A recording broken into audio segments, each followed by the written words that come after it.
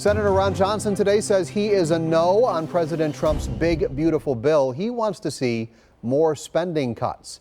Our chief political reporter, Charles Benson, was on a panel of reporters asking Johnson questions. This at the Milwaukee Press Club today. Charles, what did he have to say? Well, the headlines on the budget bill that passed the House with no Democratic support includes extending the Trump tax cuts and cutting spending programs like Medicaid. But the government accounting experts say it adds up to $4 trillion, adding to the nation's debt, that is. So the simple math here is that with $36 trillion deficit, Senator Johnson says that's not acceptable.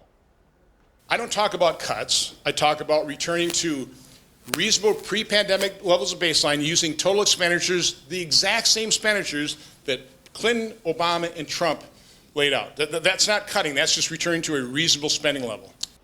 Senator Johnson also says he's concerned with President Trump's on-again, off-again tariff talk and negotiations, which he says is creating uncertainty for businesses when it comes to future capital investments. Johnson believes and sees an advantage in making trade deals that make the U.S. supply chain less dependent on China, but says tariffs are a tax.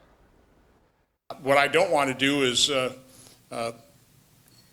decrease President Trump's leverage in doing whatever he's trying to do. Whatever this, I think he's obviously recognizing what's happening in the markets and stuff.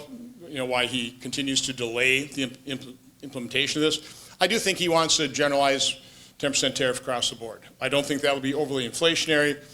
By the way, Elon Musk, who was the mastermind behind the DOGE spending cuts, has said spending in this, quote, big, beautiful bill undermines his efforts. Senator Johnson says he agrees with that. By the way, a little history here. Senator Johnson was also not behind President Trump's tax cuts back in 2017 until changes were made. So Steve, we'll have to wait and see if that happens again. We will see. Charles Benson, thank you so much.